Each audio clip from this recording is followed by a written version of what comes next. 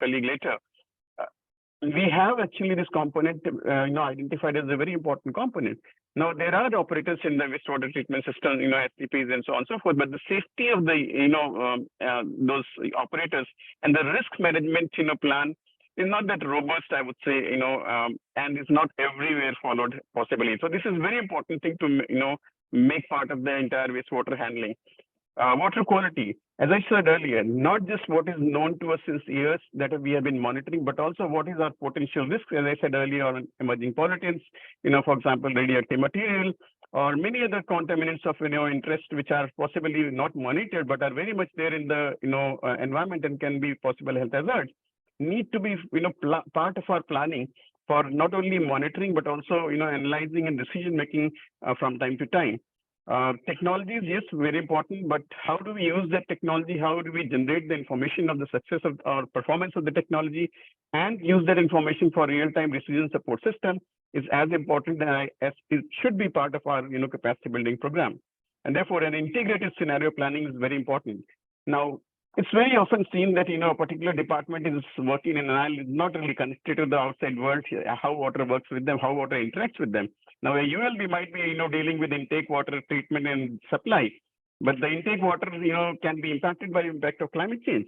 Therefore, it's very important to have a connectivity of this entire integrated scenario planning approach in terms of, water management, climate risk and resilience as part of the, capacity building, watershed basin level risk planning and management. All of these are very, very important components to be looked into from the perspective of capacity building. And then from the perspective of forward-looking, planning, I would emphasize on the part of recycle, reuse, and resources recovery, something that we have been doing in our project with Ganga. You'll hear about it later. But this is something that has to be part of our plan today, not tomorrow. And then, of course, financial management, which includes water and wastewater pricing, by the way, as well. So can zero pollution be achieved in India? Possibly, yes. We are still far from that, but there are various components that needs to be in. It's a very complex system. Wastewater gets generated from various sources: households, industry, agriculture, transport, landfills, so on and so forth. It goes into the ground. It goes into the river. All of these needs to be understood very well, monitored and studied very well, and then looked into from the perspective of a circular economy, I would say, how we use the resources. From end of life concept to restoration, regenerative and restorative by design, so that we use water as product, extract nutrients, energy, reuse water, prevent impurity and contamination, have a value chain approach, and as well as resource, manage the demand, conserve, have a zero discharge, and all of these components of demand management as part of it. We have done this in our project on Pavit Ganga. I just want to give you a component of, capacity building, in which we have, analyzed as a component of our policy brief, which is mainstreaming governance of on wastewater treatment, water recycle, reuse, and resources recovery, learning from India and the European Union.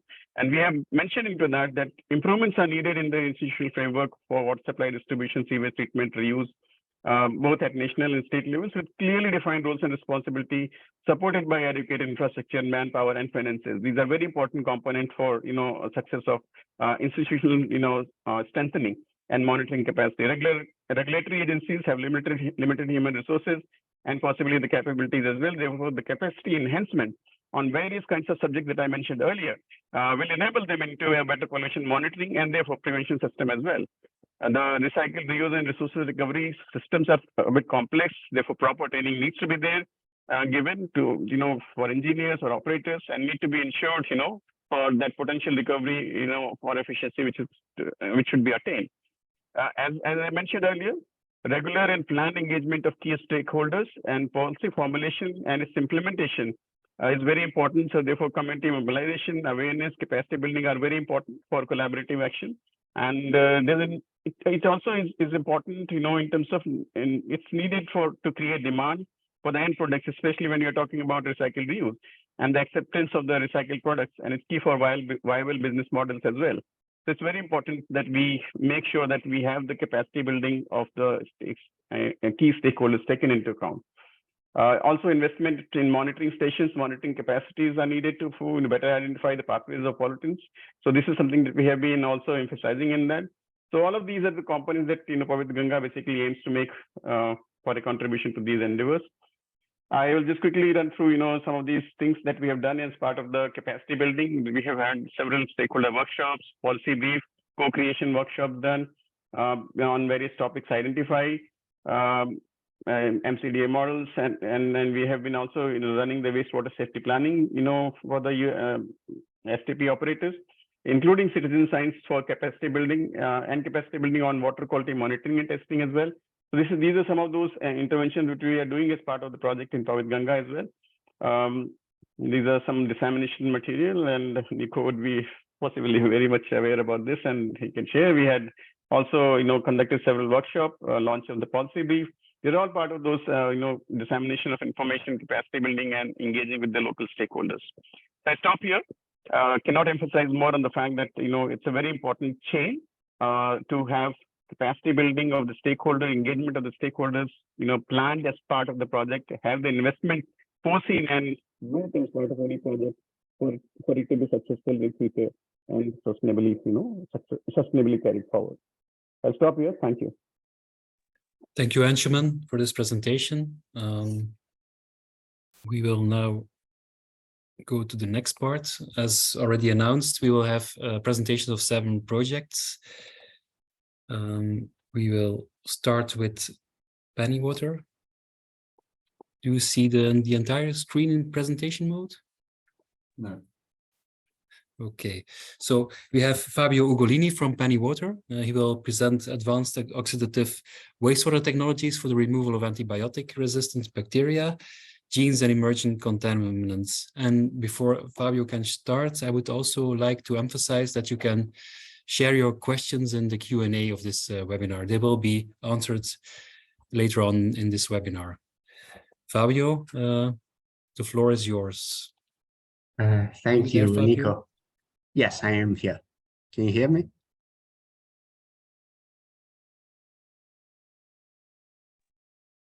Is Fabio?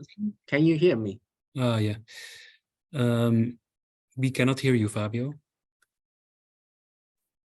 I can hear Fabio. Yes, yeah. we can hear him. We can hear him, yeah. Okay, that's fine. Okay, I will stop sharing and you can start your presentation.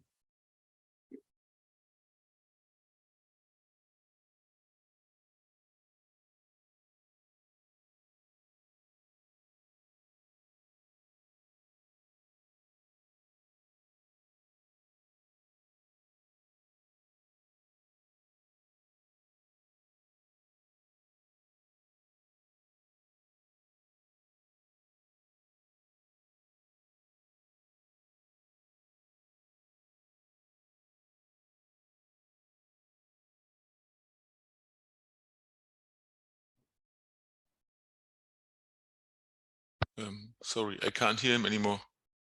Fabio, we can't hear you. What about now? Yeah, that's good. Okay, so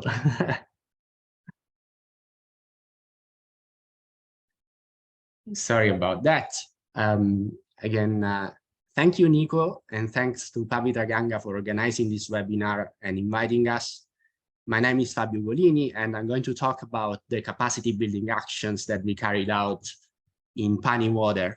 So this presentation is not going to be so much focused on the technology, but if anybody has questions about the technologies, feel free to reach out to me. You have my email here, and those presentations will be shared in the end.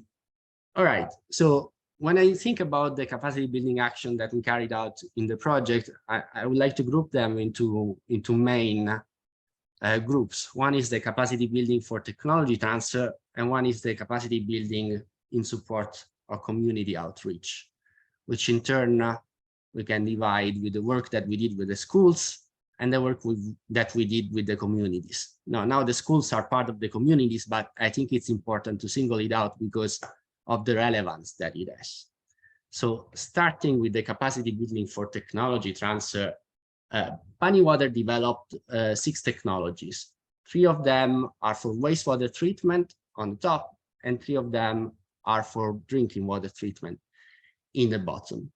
Out of the 6 technologies, 3 were particularly significant in terms of capacity building and skills transfer. The solar photolytic reactor and the multifunctional reactor Those were initially developed in Europe up until technology readiness level 4, which is validation in the laboratory. And afterwards, they have been transferred to India, where our partners over there, CSIR, NERI, and BITS-Pilani, are carrying out the field validation. So it's technologies readiness level 5 and 6.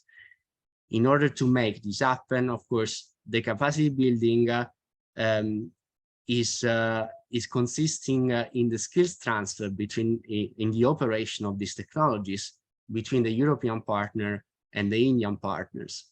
Of course, the European partners are providing the technical information, and the European and the Indian partners are providing the field context that is necessary to operate these technologies in a real case scenario.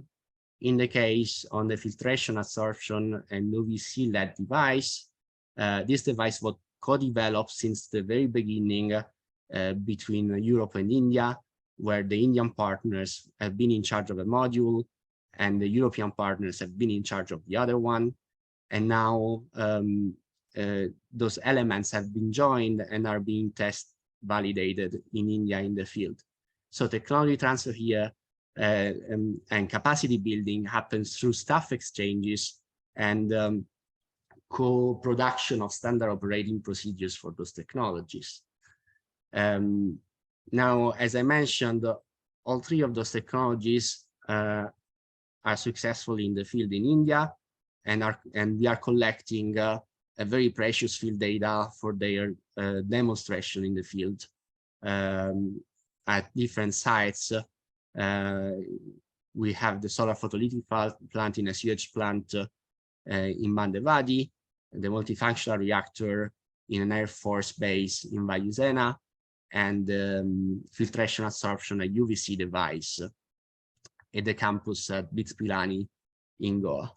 The staff exchanges were mutual and were frequent. We had Indian researchers visiting the European organization, a European researcher visiting the Indian organizations.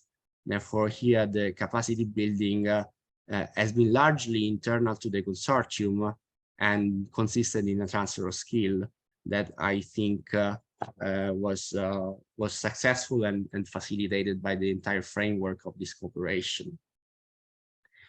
In addition to that, there have been a series of webinars that have been opened externally that have been focused a little bit more on technology transfer, such as the one that we organized in collaboration with the IPS Media Help Desk on how transfer technologies in terms of intellectual property rights to India, and this webinar is still available on the IP Help Desk platform. The other part of capacity building has been for community outreach, and there has been a lot of work from our social science partner in this direction. Capacity building actions have been carried out in Delhi, Kagaria, Nivari, Bundelkhand, and Goa, and the design of this capacity building action is the fruit of the collaboration between Maynooth University from Ireland and DeWalt and Tara from India, but the groundwork has been carried out for the most part by DeWalt and Tara from India, which have made all the capacity building action effective and useful. I mentioned before that I would like to single out the work with the school because I think that was really strategic also to outreach the communities. Work with the schools was mainly focused, first of all, at creating awareness on water on WASH and on healthy water management practices, but also at teaching students on how, for example, you can carry out basic water testing with colorimetric assay, so that they also become aware of water quality factors. And those activities were carried out in Goa, in Niwari, in Delhi, and in some of the schools led to the organization of an eco club, which is a semi-permanent group of students that discusses water-related and environmental-related topic periodically. As well, with younger students, we organized painting competition, which were really useful to generate awareness in primary and secondary school kids. Painting competition were carried out in several schools in the different regions that I was mentioning before. The output of the water testing and training, so since the school are a place where the community gathers, the parents go there. So it's a place where also community outreach happens. So the results of the water testing, we have been showing it on the walls of the schools, so that families were aware of the water quality within the school grounds. Engagement with schools went out also in Europe, especially during the various European Researchers' Nights. This is just one example that was carried out in Cyprus in 2020. Outreach to the communities outside of the school, in community buildings, in meeting centers, and in town square, we reached out to them by the production of pictograms that were circulated also in the households, also by painting those pictograms with safe water handling practice on the walls of community buildings, and with the radio program, which was particularly successful, if only for the repetition power. So we created a series of jingles that were broadcasted, that are still broadcasted in about 150 villages in the.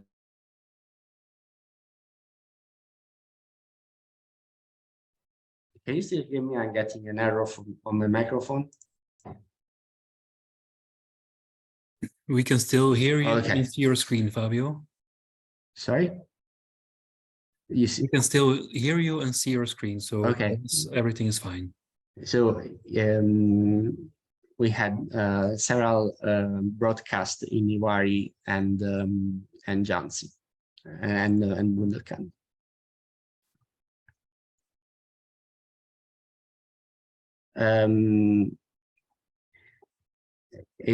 We organized also with the community several workshops and stakeholder engagement workshops with the participation of local governance to discuss water management practices and best practices for water management.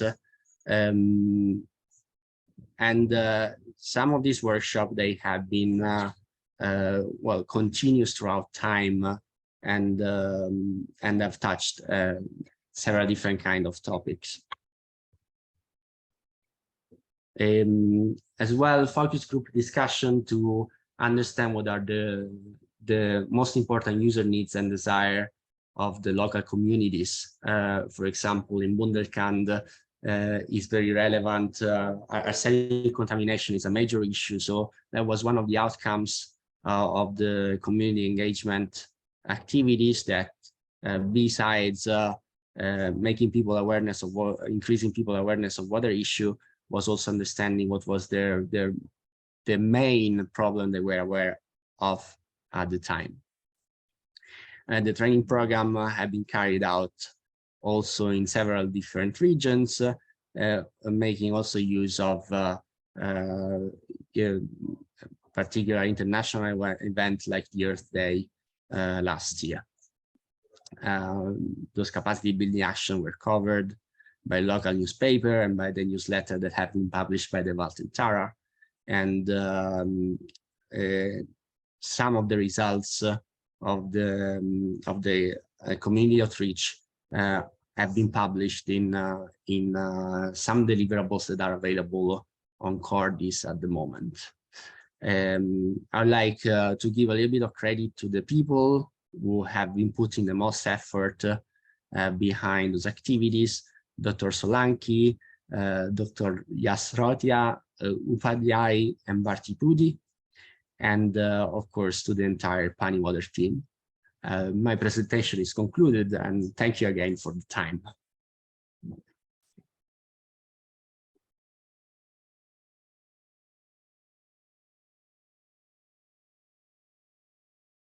Thank you, Fabio, for this presentation. If you have questions, feel free to fill in the questions in the Q&A.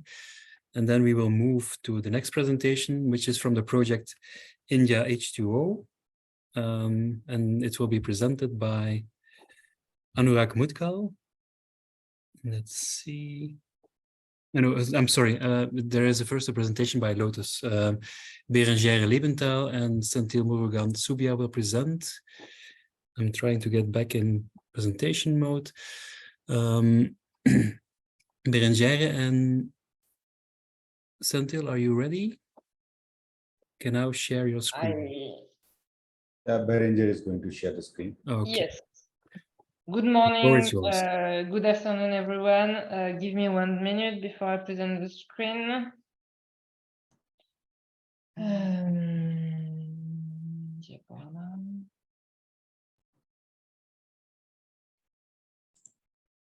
Okay. 1 second. You should be seeing my screen now. Yes, Berengere, we see your screen. You can go. Are Now. you hearing me okay? You can go now. We see your screen. Okay, so good morning, good afternoon, everybody. I'm speaking with Senthil as European and Senthil French representative of the Lotus project. We will talk about technology transfer and capacity building for water quality management in India. And first, let me give you a few words about the Lotus project. Lotus project aims at co-creating innovative low-cost technologies for India's water challenges. The core solution being multi-parameter sensor solution that can be applied to different use cases of water quality in India. First, drink water system management, irrigation system management, and tanker-based drink water distribution system. So to put a bit of concrete information into about the Lotus solution. So this to the left is the sensor. To give you a scale, it's about 15 centimeter in length and 3 centimeter in diameter. And this is the part that senses. And this part that senses is based on a sensor chip that contains a lot of different sensors. In this image, you have temperature and conductivity sensor and 20 pH and chlorine sensor. And what makes it very exciting and very interesting from applicative and academic point of view is that it's based on nanotechnology, meaning here in carbon nanotube sensors. So here you have an image of carbon nanotube. These are nanometric, nanoscale wires. And to these wires, we bring chemical functionalization that makes them selective to different species. So here I'm mentioning pH and chlorine, but the spirit is to go much farther than pH and chlorine and add arsenic, fluorine, fluoride, chloride, iron, and a lot of really dangerous materials that we find in water. So when you discuss how to apply this sensor to the Indian market, chlorine, pH, and conductivity are priority targets, and this is same as Europe. In Europe, you would have the same parameter. When we started working on Lotus a couple of years back, we discovered that arsenic was a priority. It's not a priority in Europe, but in India, it's a high priority. What we discovered as well is that the cost of the sensor that is needed is about 10 times lower than what the European market can afford. So we need to provide a solution in the 100 euro range plus or minus 50%, but this is the range. And by contrast, the European market would accept much more expensive solution. And the challenge that we had there is that the first version of Lotus solution was designed based on another EU project, so that was initially designed for the EU market. So in the last couple of months, we've evolved Lotus solution into a really Indian targeting solution that by changing the core technology from silicon, which is 10 euro per square centimeter, to plastic, which is lower than 1 euro per square centimeter.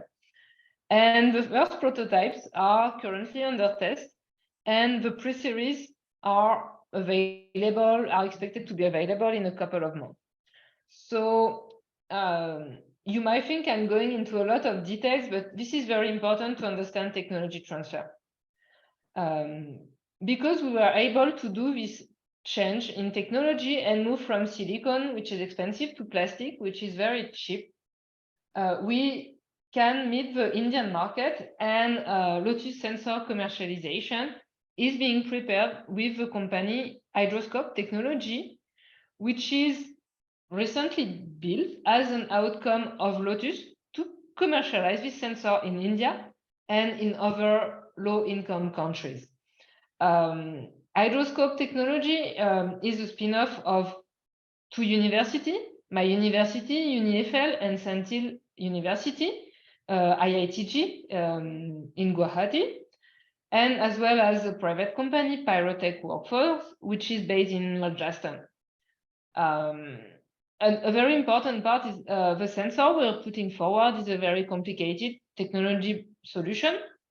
So we had to put together the chain of values that is needed to actually make the sensors.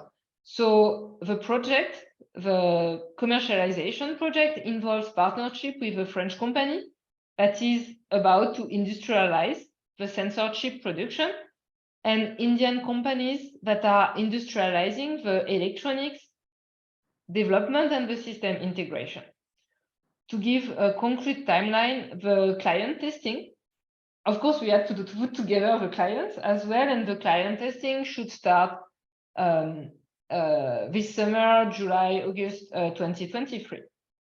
To give concrete numbers, volumes in pre-series should be, so this year we are producing in the 100 numbers of units for client testing and launching the certification process.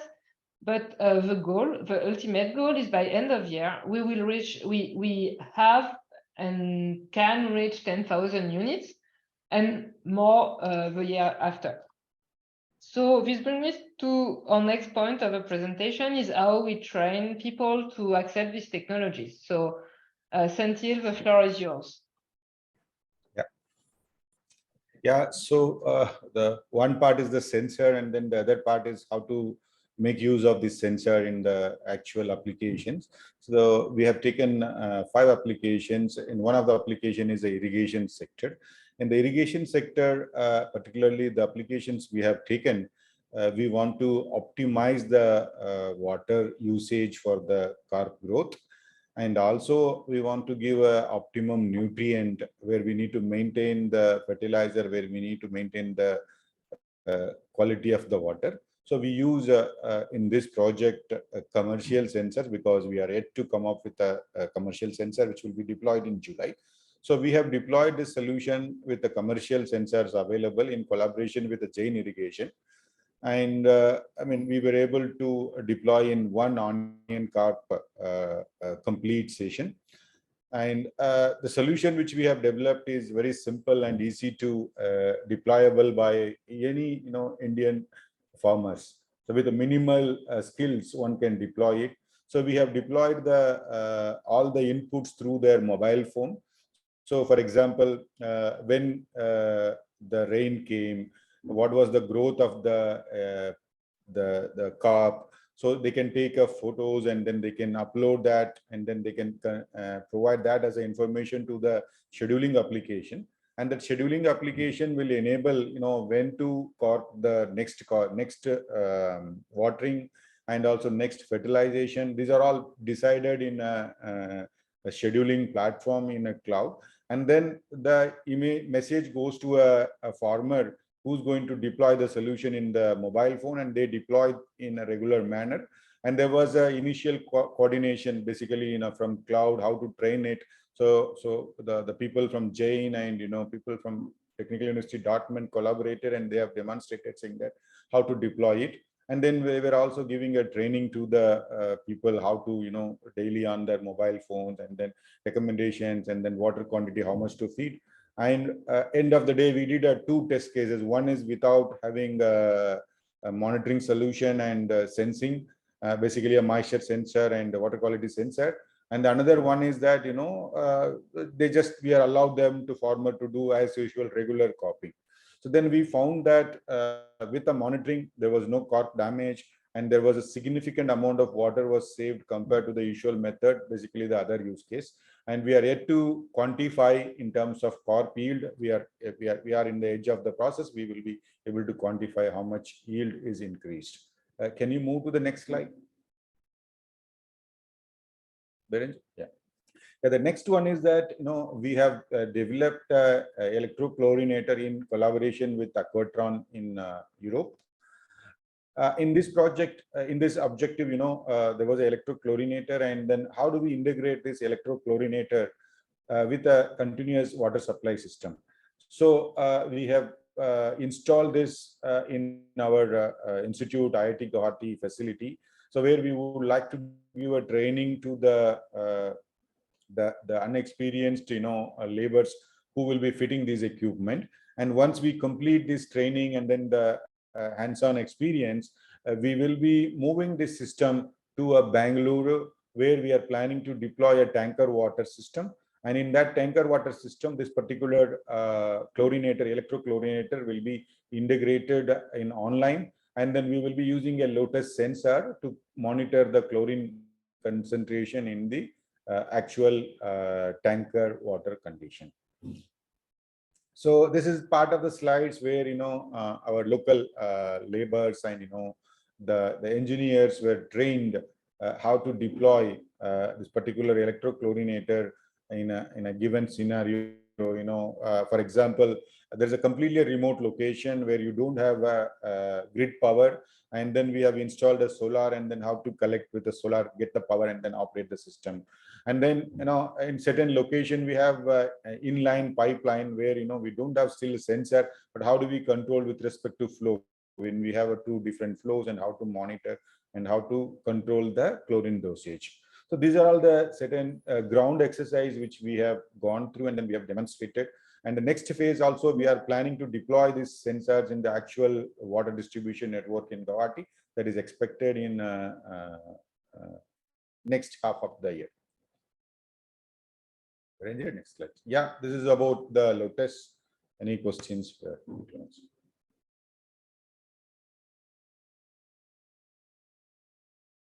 So thank you, Berengere and Senthil, for your presentation. If you have questions, do not hesitate to place them in the Q&A. We're now going to the next presentation, which is from the project India H2O. Anurag Mutkal will present this project. You can have the floor now, Anurag. Yeah, thank you. Good morning and good afternoon, as the case may be. I hope I am audible.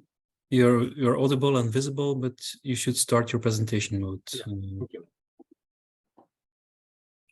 So this project in India H2O, I'm playing my role as Indian coordinator. The project is about treating domestic wastewater, saline, brackish saline groundwater, and industrial wastewater.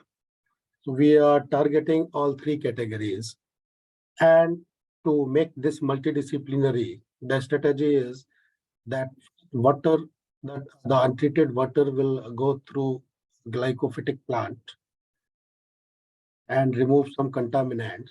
and then go to physical processes. And we have devised one unique batch ROFO module, which works at a very low specific energy consumption, as low as almost 0.5 kilowatt hour per cubic meter of treated water.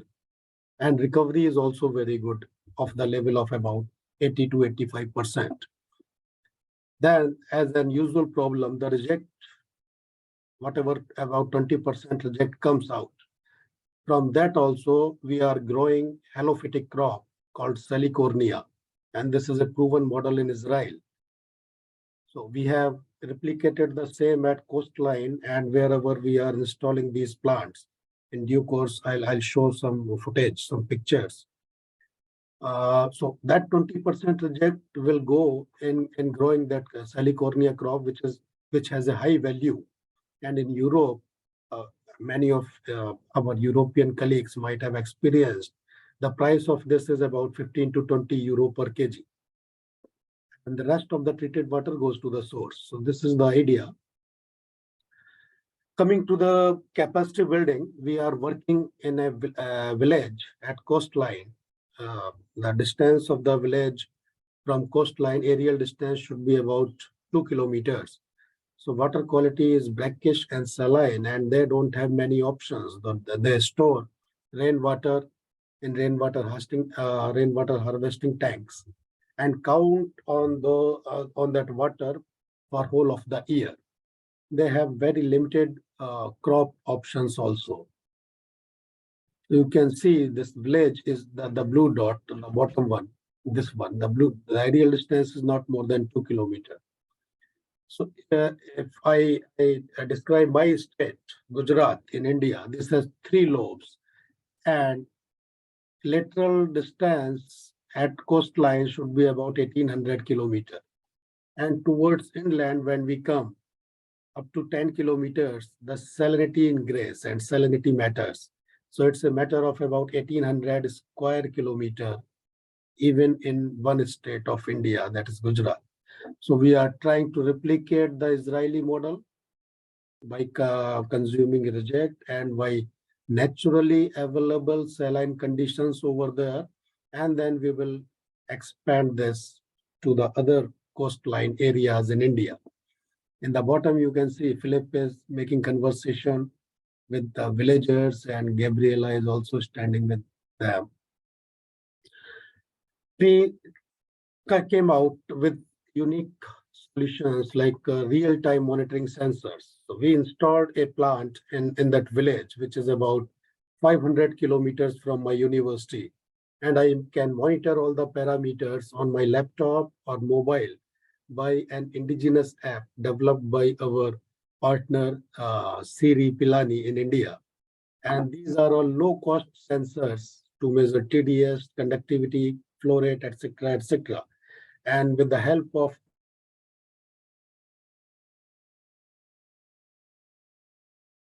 Anurag, we have lost you, I think. Okay, we have lost Anurag. We wait a minute, hoping he will come back.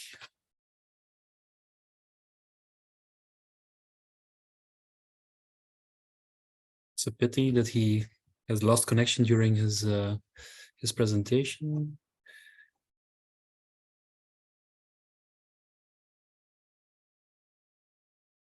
If he won't come back, we have to go to the next presentation, but we'll give him some more time.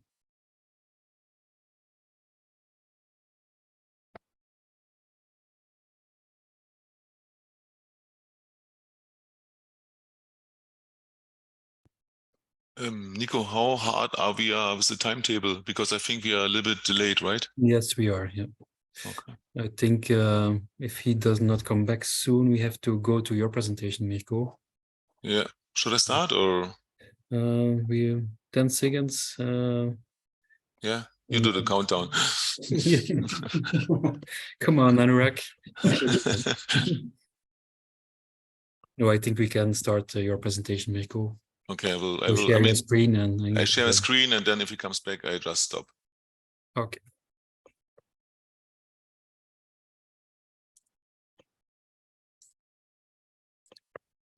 You can see my screen? Yes, we can. You can go. Perfect. Yes, then yes, I will fill the gap. I will try to make it short. Pavitra is one of the 7 projects, and we are dealing with natural and advanced technologies. Of course, we have a European side and the Indian side, and the Indian side is presented by Professor Nadim Kahil, and the European side by myself. The project is running only until January next year. And yeah, we have spent 4 million euros more or less so far, and we are 25 partners, mainly from India, and 10 partners are from Europe. Our overview about our objectives is quite simple. We are trying to develop the technologies, we adapt them to Indian conditions. We also bring Indian know-how to Europe in order to improve our systems based on the expertise from India. And then we go into demonstration application. This is our main focus. And we have installed 14 prototypes in 5 Indian regions. And yes, we are trying by using them as highlights and demo cases to show people how these systems work under real conditions. Because the main focus is we don't want to have 14 prototypes. We would like to go to the market. We would like to have like a broad market introduction of the systems. And this is also the focus of our dissemination strategy. Here you have a short overview about our technologies. On the left side, you see what we proposed to the EU and to DST, and on the right side, you see that DST was pushing us quite hard, but we have been so far successful in reaching much more installed capacity than planned. Also, you can see that we have several places in India where we have the installations, which also helps us to reach like a national approach for scaling up. The capacity building is separated in specific objectives and in overall objectives. And of course, we would like to bring the technologies to India, but we would like also to base them there on the local market conditions. Therefore, we have developed training materials.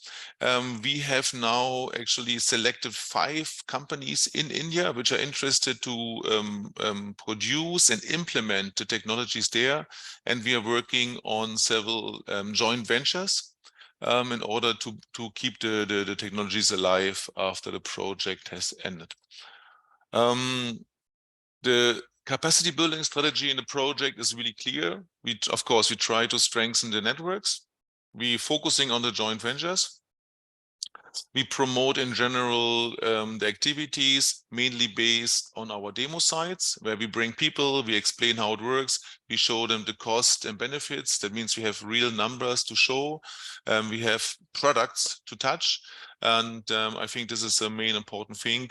Potential clients, politicians are also coming to the prototypes. And I think this is the point.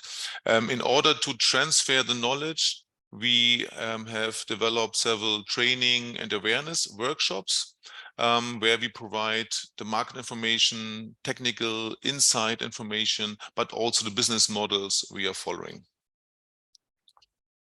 This is short, and of course, I will show you now some examples of the capacity activities we implemented in the project. We have here, for example, students from India which are focusing in this field. We went to the Indian Waterworks annual convention in Pune. We had a booth there, and we presented the project outcomes, and we talked to many like industrial representatives in India. It was really, really good for finding the partners for our planned joint ventures. We went also to Aligarh to have a stakeholder workshop. And of course, we organized several visiting tours to our prototypes across the country.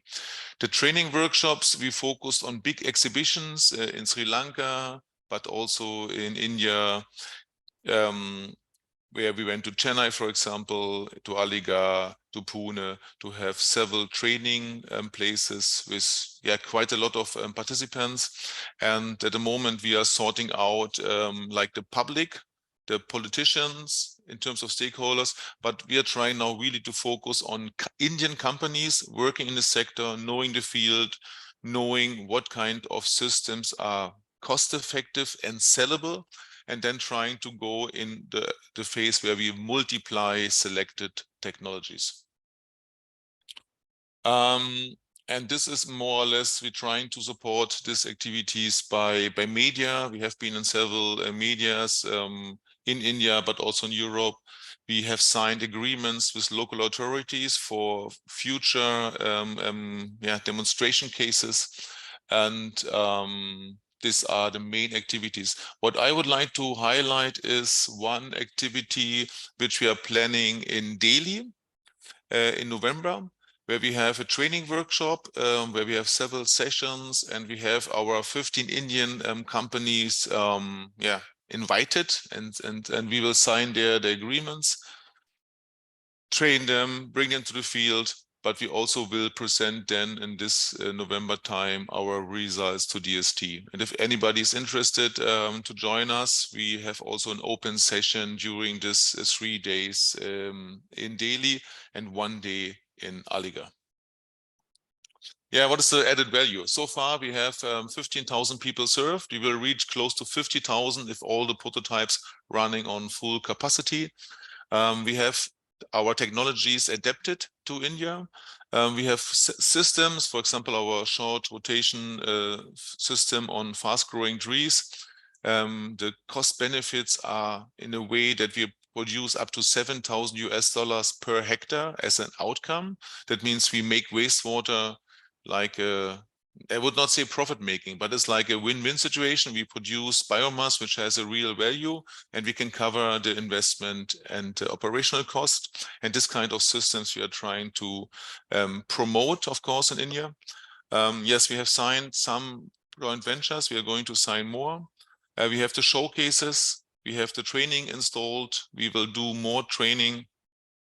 And we have created research clusters also in each sector: resource recovery, water recovery, rainwater use, in order to continue our work between the European and Indian experts. And of course, we are hoping that this approach is really boosting the circulatory approach for wastewater and nutrient reuse in India. Yeah, thank you for your attention. And I know this was a quite short overview, but in case of questions, I'm here and you can ask me. Thanks a lot. Thank you, Mirko. We are then going to the next presentation, which is from the project Saraswati 2.0 and will be presented by Marcus Starkel and Makayant Kangrekar. Marcus, the floor is yours. You can share and start your presentation.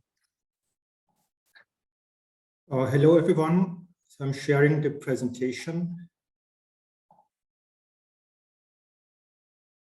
You can start your presentation mode and we're off. Yeah. Good morning and good afternoon, everyone. Can it be seen? Yes, it's Yes. fine, Marcus. Thanks. Yeah. Okay, so the Yeah. first part will be given by our Professor Kangrekar. Okay. Good morning and good afternoon, everybody. I hope, Marcus, I am audible, right? Yes, perfect. Yeah. So we are here to present our work on sustainability of decentralized wastewater treatment and reuse system under the project Saraswati 2.0, along with Dr. Marcus. Next slide. So the contents are overview, and then the next part will be presented by the Dr. Marcus. So the overview of the Saraswati project, the goal is to identify best available as well as affordable technologies for decentralized wastewater treatment with the scope of resource recovery or energy recovery, and to facilitate reuse in rural as well as urban area, the treated water. The scopes are piloting candidates for best available technologies, particularly for the Indian context, so as to have the decentralized wastewater treatment, black water management. The sludge can be valorized for different value-added product recovery, and the post-treatment, that means a tertiary treatment of the wastewater to facilitate desired reuse. The second scope is monitoring and the experimental work that we are performing for evaluating performance of the 10 pilot plants that we have established under this project. developing suitable automation and control strategies so as to have the reliable performance of the technologies that we are demonstrating, and assessing, after all, overall sustainability so as to identify the bats. Next slide, please. We have 10 European partners, including Boku from Austria, Delft University from Netherlands, CENTA from Spain, University of Tartu, Estonia, University of Antwerp, Belgium, SPI, Portugal, then CMDS, Austria, BioCube from Denmark, Kambi from Norway, and Ben Gurion University from Israel. And the Indian partners are IIT Kharagpur, IIT Roorkee, IIT Madras, IIT Bhubaneswar, NITI Mumbai, MNIT Jaipur, and TERI Delhi. Next slide, please. Yeah, so these partners will be establishing 10 different technologies. The first one is a USB reactor followed by deammonification employing the Anamox process. This pilot is being installed at IIT Bhubaneswar campus for treating 100 cubic meter of the sewage per day. The second pilot is a small scale SBR, again having 100 cubic meter per day capacity, particularly to optimize the performance for organic matter and nutrient removal, and also to ensure biomass granulation in the small scale SBR and necessary upgradation of the automation that is required considering the small scale.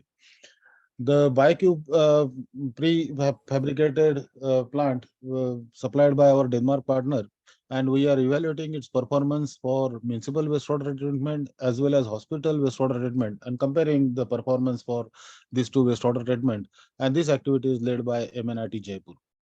NITI Mumbai is evaluating performance of rotating biological contactor-based treatment plant, the technology provider CENTA Spain. And this plant is also being constructed and it is under commission at the municipal site in the Mumbai. IIT Kharagpur is responsible to evaluate performance of anaerobic digester, which is a high rate anaerobic digester to facilitate acidification of wastewater, and post-treatment in photoheterotrophic bioreactor, where purple non-sulfur bacteria are being cultivated so as to facilitate single-cell protein recovery from this VAP produce. So this is a new technology that is provided by technology provider is TU Delft, and we are experimenting at IIT Kharagpur on this and evaluating the performance. The pilot 6 is on anaerobic digester, followed by electrically conductive biofilter. So in the previous Saraswati project, we have a USB-based sewage treatment plant on campus. So USB effluent is post-treated in an electrically conductive biofilter. So it is a kind of conductive wetland system, which is expected to give higher nutrient removal efficiency and other benefits that we are evaluating, followed by electrochlorinator or UV as a post-disinfection process to facilitate any non-potable reuse of the treated water. Then the next two pilots are dedicated on the sludge treatments, particularly to hydrolyze the particulate matter so as the methane recovery can be increased. And this pilot is being led by IIT Roorkee, comprising of thermal hydrolysis, and the provider is Kambi. And pilot 8 is on ultrasonication sludge treatment, ultrasound sludge treatment with UV to facilitate enhancing hydrolysis as well as disinfection of the pathogens which are present in the sludge. And the partners involved are TU Delft, IIT Kharagpur, and the industrial partner Managing Innovations from India. The ninth pilot is on again evaluating the disinfection process using electrically conductive, using ultraviolet radiation and electrochlorinator in combination.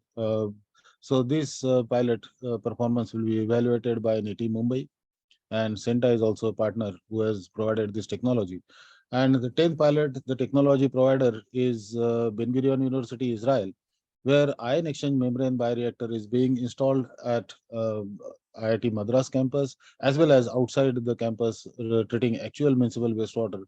So this technology utilizes the Donan exchange membrane capability, and the nitrate removal is particularly targeted here in this case from secondary treated effluent, where there is aerobic process. Typically it produces nitrate rich wastewater, and as per the new NGT norms, National Green Tribunal norms, we have to have total nitrogen less than 10 milligram per liter. So this pilot is target to remove nitrogen from the tertiary, means secondary treated effluent to produce treated water free from nitrogen.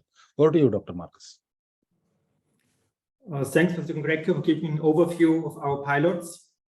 As this workshop is in the context of skills, we think it's not only important to have the skill to design and construct our wastewater treatment plants, but it's also very important to have the skill of assessing and ensuring the sustainability of those plants.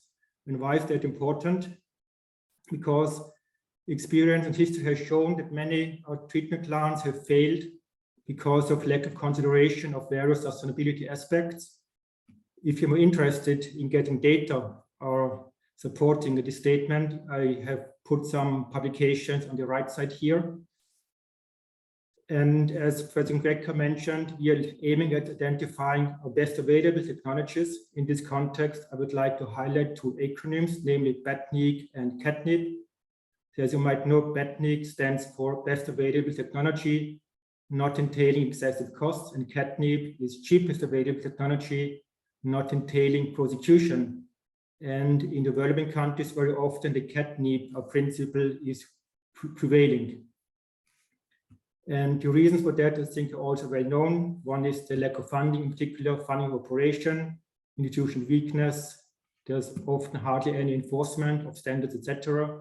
And again, back to the topic of our workshop here, there's lack of skilled personnel. We also did our stakeholder workshops in 3 of the Indian cities, Kolkata, Mumbai, and Chennai, where we tried to identify possible barriers for transferring our European technologies to India. And those barriers mentioned, I think some of them are similar, as already highlighted in the keynote of Anjuman. So the costs might be too high, there's lack of capacity to replicate technology, lack of skilled and trained personnel to operate our European technologies. There's lack of experience of them in India. The existing procurement practices in India might not be supportive to introducing our new or European technologies.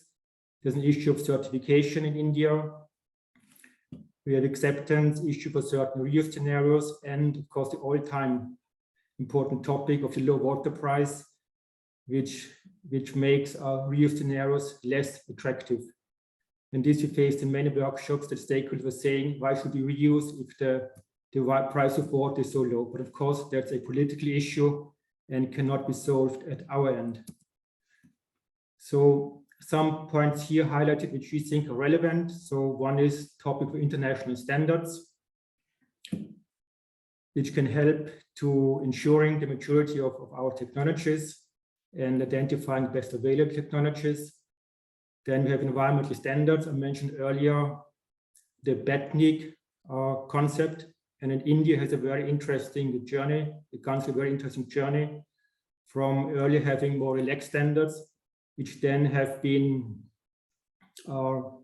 objected by some sort of environmental court in India. And this court then ensured very strict standards. And in some contexts, a more BATNIC type of approach, which means a bit less strict standards might be favorable. Then affordability and financing, of course, has to be studied in detail for each project. And the capacity building training, of course, can help to strengthen the institutional framework and also increase the skills required for implementing the new technologies. And we are also doing such workshops within the course of the Saraswati project. Okay, thank you. Thank you, Marcus and Makarand. We now have back among us Anurag Mutkal from India H2O, and I would like to give him the opportunity to continue his presentation. So Anurag, can you share your screen and continue your presentation? Yes, please. Thank you very much. And thank you for giving me this opportunity again. Yeah, you're welcome. Can you go to presentation mode?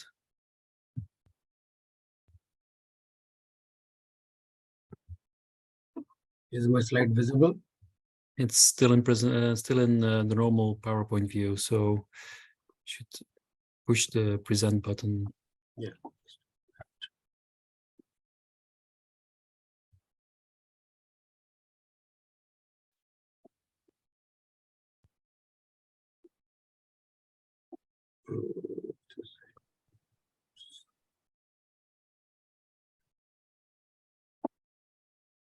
It's not working, Anurag, then I would suggest that you just present the slides in this view mode.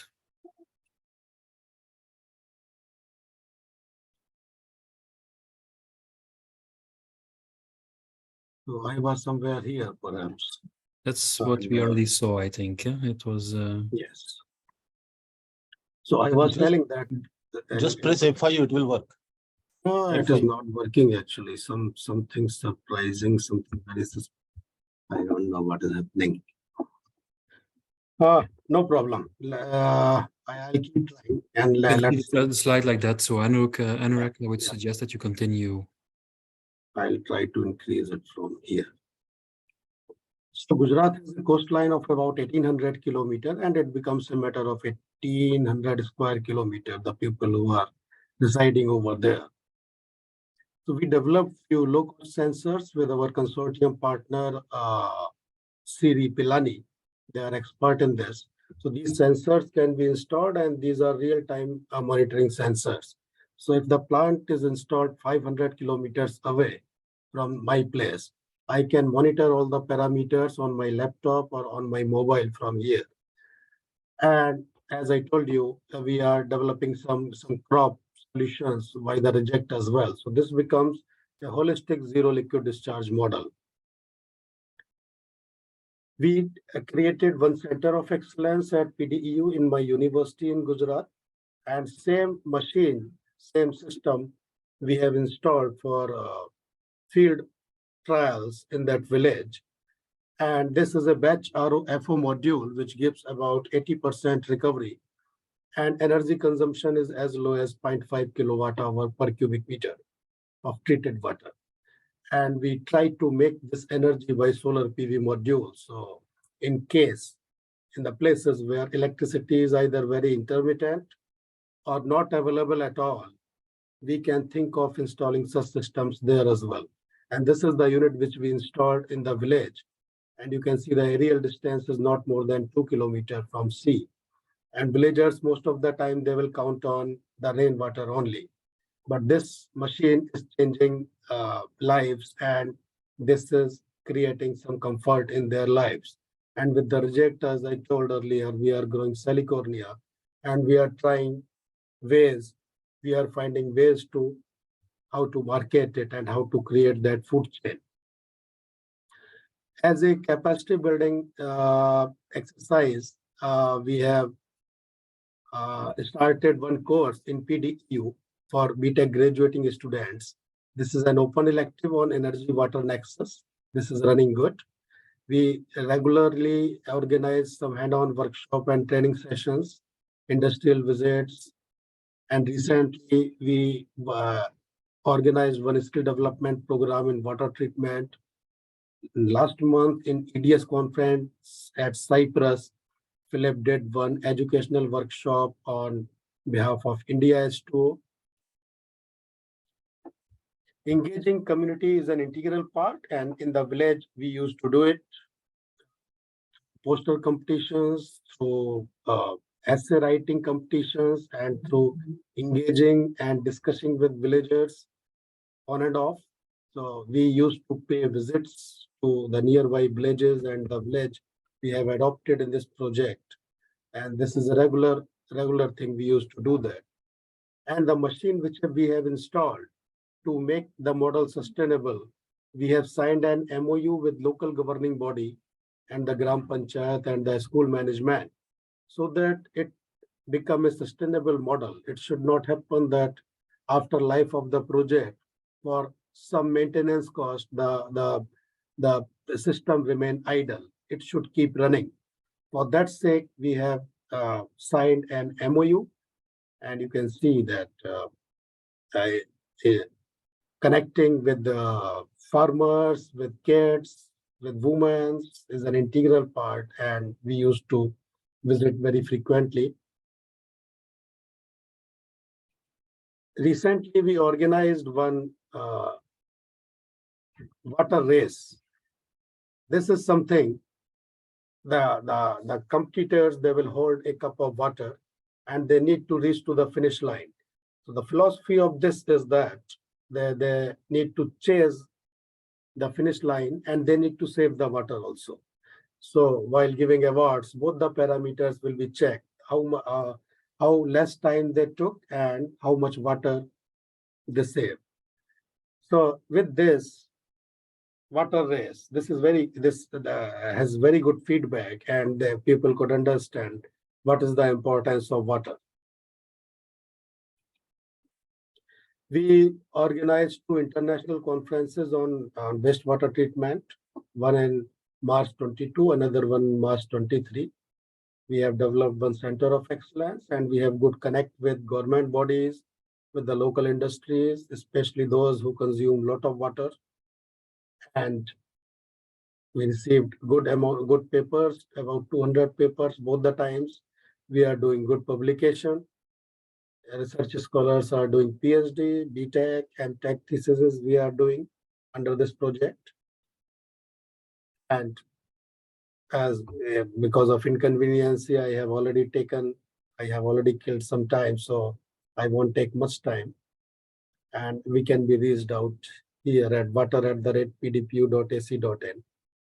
Okay. Three. Yeah. Thank you very much, Kio. Okay, thank you, Anurag, Thanks, everyone. for your presentation. We can now go to Rainish Kalai from the Spring project. Raj, are you online? Are you available? And can you share your screen? I'm looking.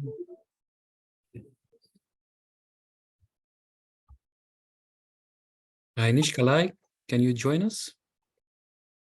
Yes, yes. Okay. I am looking for my screen. Okay. Yeah, okay. So I'm sharing my screen now. Yeah, and if you can go to presentation mode. Yes, where is the presentation? I have to start from, no, I think I have to start. Hang on. Yeah. There we are. Yes, okay. Okay. Hello, everybody. I am representing capacity building activities from our project Spring, and I will present this presentation, and my colleague Thomas Kovac, he will stay for the panel discussion because I am engaged in another conference. Okay, so our project is involved in developing a enzymatic based biooxidation treatment method, and then because it is the developing stage and we will just reach the TRL 5.6 in developing the whole system. So our pilot demonstration will be only at 2 places. Okay, so there will only be, but in capacity building activities, we are engaged in a number of activities similar to other projects. So I will just briefly go through those. Yes, this is just the timeline of and the activities. So as you say, 1 to 6 are mostly the research and demonstration activities, and then the 7 and 8 where we are going to do the pilot studies. So coming to the capacity building activities,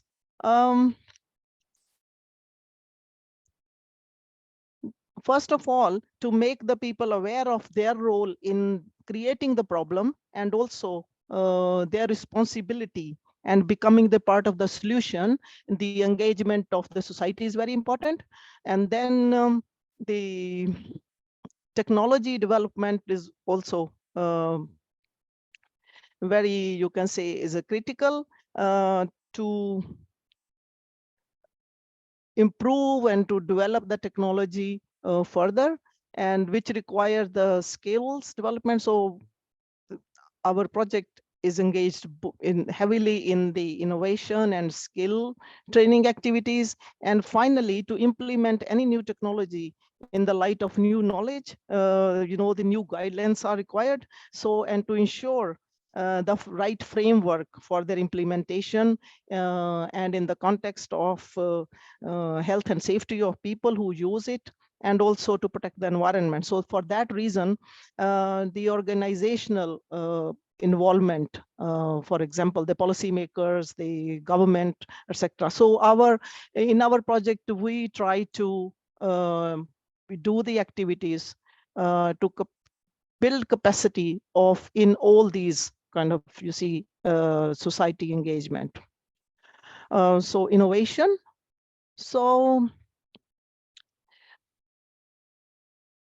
we had several activities in terms of disseminating the scientific output in terms of the scientific papers to the higher end of the scale, and also the general information about the projects through our Spring web page, a brochure, and radio and television shows, and also open seminars, meeting with the ordinary people. So all these have been the part of our project. So first I go through the higher end, the innovation, the building activities. So knowledge transfer at higher education level. So we have involved young researchers. There have been several PhD and postdoctoral fellows involved in the project. And also the master level theses were offered. As a result of the activities of the project, we have also started new MSc. Also, although this is not in India, it is in the UIT, but some of the partners are involved in this activity, and later there will be some joint the student projects are planned. And also the academic partners, they have acquired new funding also to other various research, identifying other research topics related to or you can say as the output of our Spring project, or the findings in the Spring projects. And these are just the examples of the innovation level, the capacity building. So as you say, there are 5 PhD are registered from India, and there are 3 researchers in SRK, 1 from DY Patil, and also they are working with Inestec in our Portuguese partner, to take active part in developing some of the the technologies which will implement the biotechnology tasks which are done by our Indian partners. So this is quite, you can say, the marriage between the technology developed in Europe and in India. So through these PhD, joint PhD projects.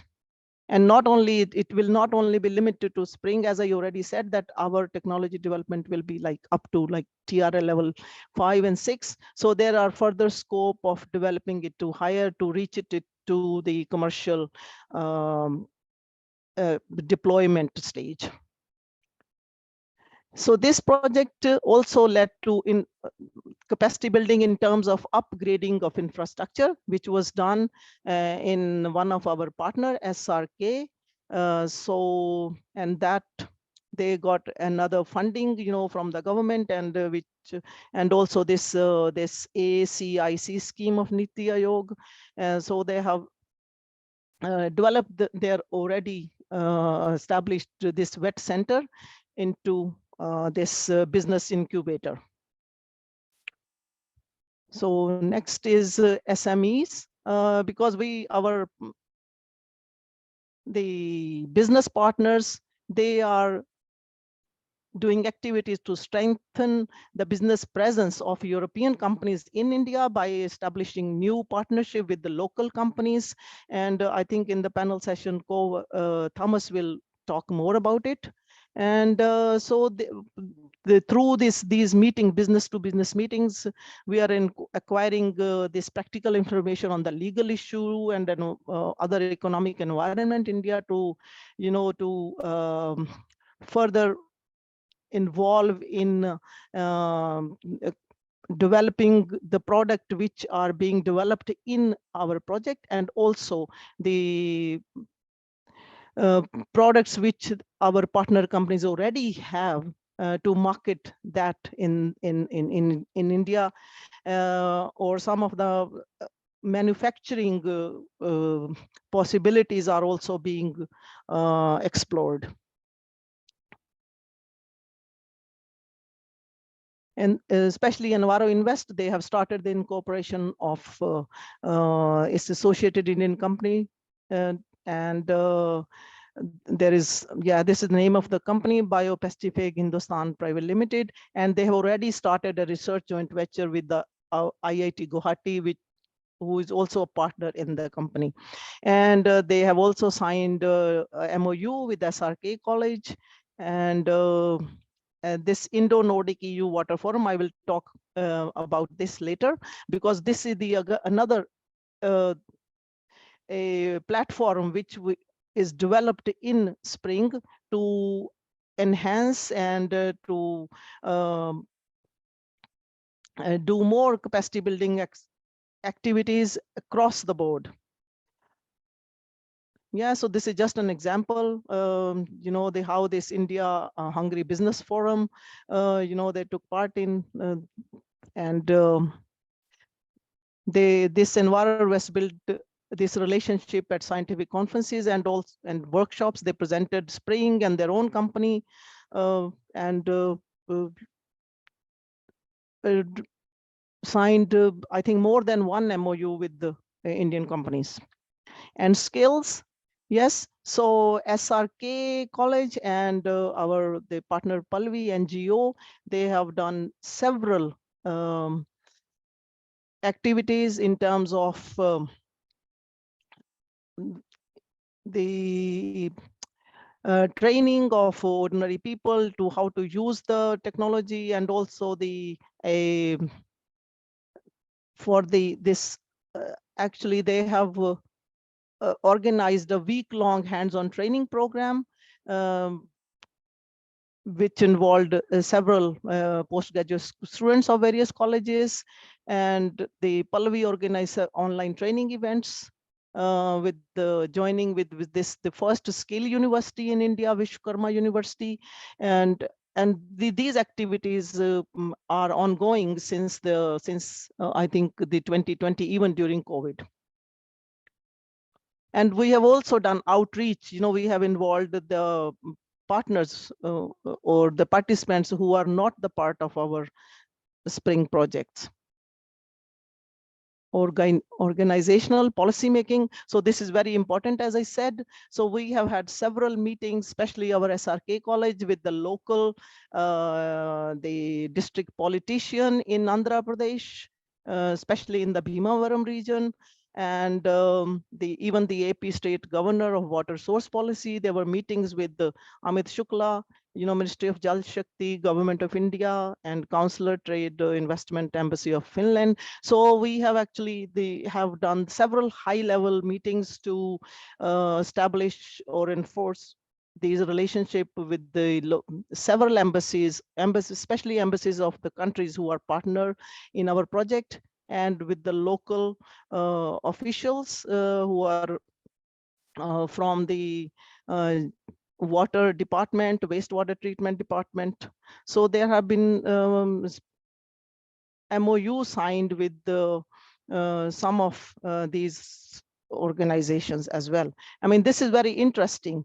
The thematic map, which we developed in a Spring project, that actually helped to get a resource-based view on the impact of bifurcation.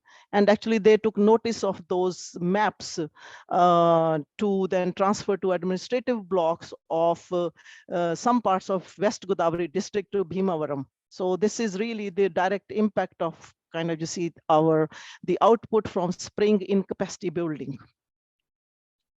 Societal, yeah, so, you know, again, as I already said, involvement of the society is very important. So we organized workshops, awareness, creating event for stakeholders, especially who use the farmers in the area of our, you know, the study area field of our work is around in Godavari region and in Ganga region near Varanasi. And especially in Godavari region, the meetings were arranged with the paddy farmers, shrimp farmers, because these are the main users of water and also the polluters. So we have had many, we listen to their issues and also try to implement and modify our the solutions. And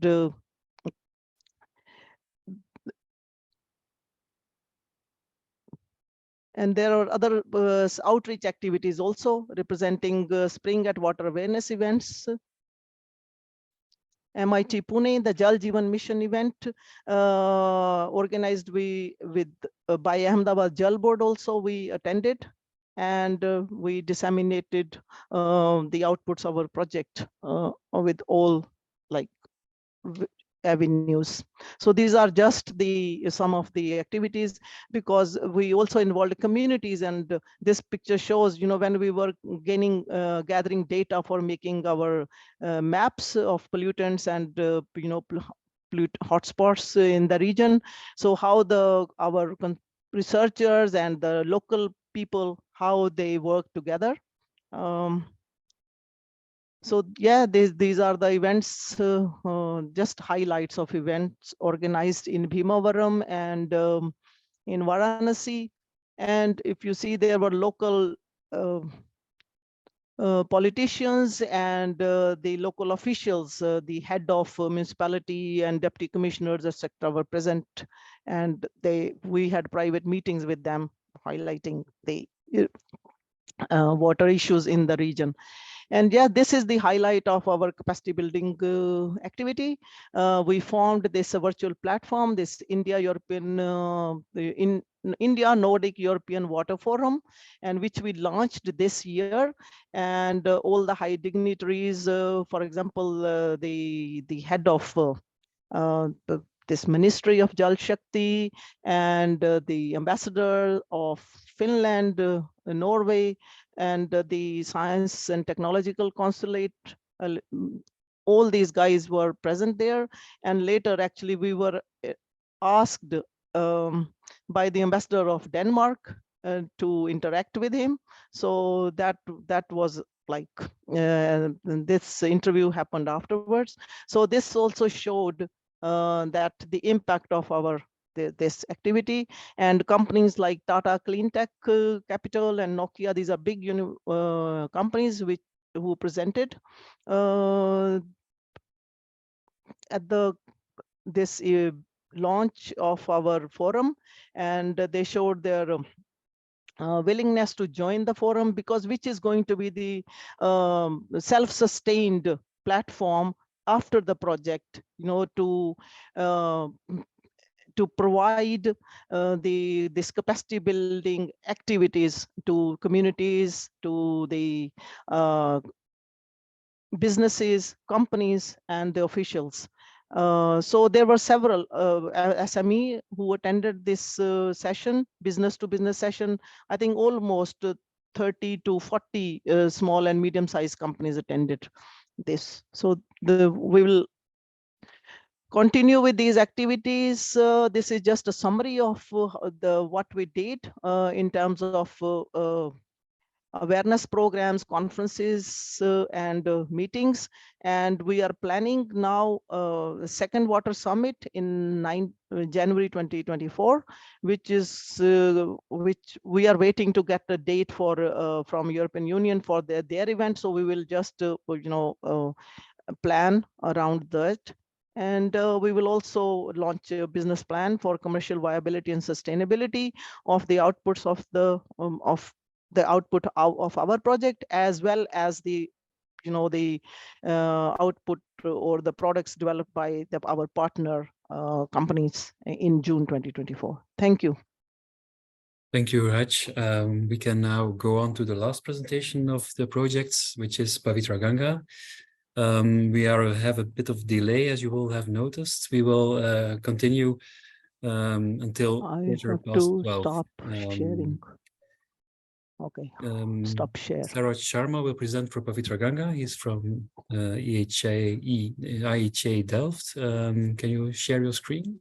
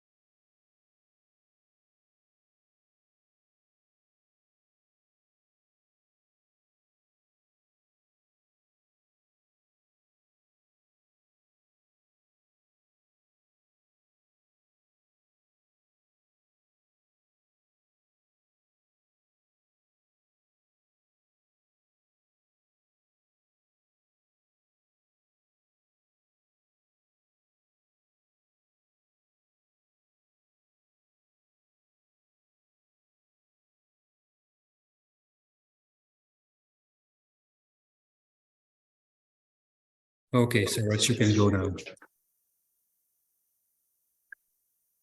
Again, I cannot see my PowerPoint now. We can.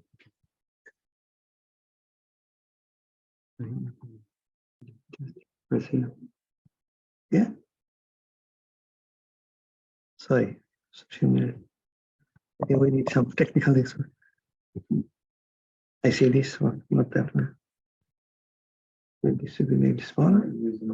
Yeah. Okay. Okay. Good morning, Europe, and good afternoon, India. In this short presentation, I'll try to give you an overview of the capacity building activities of Pavitra Ganga project. We call it Pavitra Ganga Technology and Learning Network. To start with, the goal and approach of this Pavitra Ganga project. In the Pavitra Ganga project, the main goal is to unlock the environmental and economical potential of wastewater treatment and reuse and resource recovery in India. The project is based on three main pillars: wastewater treatment and resource recovery, water governance, and smart water management. And the activities in these pillar areas are underpinned by other supplementary activities, namely capacity building, business development, and dissemination. So today we'll talk more about the capacity building part of the project. To start with the consortium, this consortium consists of 14 partners, includes several partners from India and Europe, and representing the different category of partners, namely research and technology institutes, universities, SMEs, water utilities, and industry. Now, to talk about Pavitra Ganga capacity building approach, we have different instruments in place for the capacity building activities. Firstly, our main focus is on 6 thematic workshops covering 3 key pillars of our project: smart water management, water governance, and wastewater treatment and resource recovery. And then we also have open online course material development based on the material developed during the workshop and also based on the output from the project deliverables. And in addition to that, we had several stakeholder engagement and co-creation events for policy development and decision-making activities. On top of that, we have been also conducting different trainings and different technologies. We have been piloting and testing in lab scale and the field scale, in which we have been involved with several master's students, PhD students, and postdoc students from EU and India, so that there is an exchange of knowledge between different professionals. And finally, as a part of training in water quality monitoring, we are developing water quality sampling protocols and use of different sensors, test kits, and analytic instruments. In that way, we are training professionals in water quality sampling and water quality monitoring as well. Now, to quickly go on 6 Pavitra Ganga workshops. So again, these workshops are directly related to our pillars of the project. And first 2 workshops on water management and benchmarking water quality is related to smart water management. Our next 2 workshops on water use safety planning and multi-criteria decision analysis is focusing on water governance issue. And our 5th workshop on innovative technology is directly focusing on wastewater treatment and reuse resource recovery theme. And finally, our final workshop on India wastewater challenge and solution will be integrating all the 3 pillars of the project. Now, I would like to share with you the highlights of some of these workshops. The first workshop is on water management and decision support system, and which is planned in October 2023. The scope of this workshop is that we will present the information about modeling and monitoring tools on water management and decision support system. And the structure of the workshop will be starting with the WIP model, which is water evaluation and planning systems. Secondly, on the development and use of different scenarios using the WIP model, like business as usual scenario and high population growth scenario or high economic growth scenario, and what happens when we start improving our sewage treatment plants. As you can see in the picture, here we have one example of the demand and water supply, say schematic for a given region. And then we are going to develop that kind of water balance models and scenario analysis for 2 case study sites. One is a Varapula drain in New Delhi, another one is Kanpur metropolitan area. And finally, with this modeling approach, we'll also look at what happens to these water resources in the area, the climate change scenario, and then we'll also try to highlight what will be the role of wastewater reuse and reclamation in this process. So the main message we want to convey during this workshop is that the scenario analysis is very important, as it gives information on the different management options available, as well as how to deal with the climate change scenario. And at the same time, we'll also say, based on our project results, we see that the existing sewage treatment infrastructure in India is not sufficient to meet the demand for 2040, at least in the case study areas. And finally, the demand analysis has already shown that with the climate change, the situation is going to be worse. Now, going to the second workshop, which we have conducted in January in Chennai as a part of IWA Water Reuse Conference, is on water reuse safety planning. And in this workshop, we try to introduce the concept and approach of wastewater safety planning, as mentioned by Anshuman earlier, which is one of the important aspects of water use in India.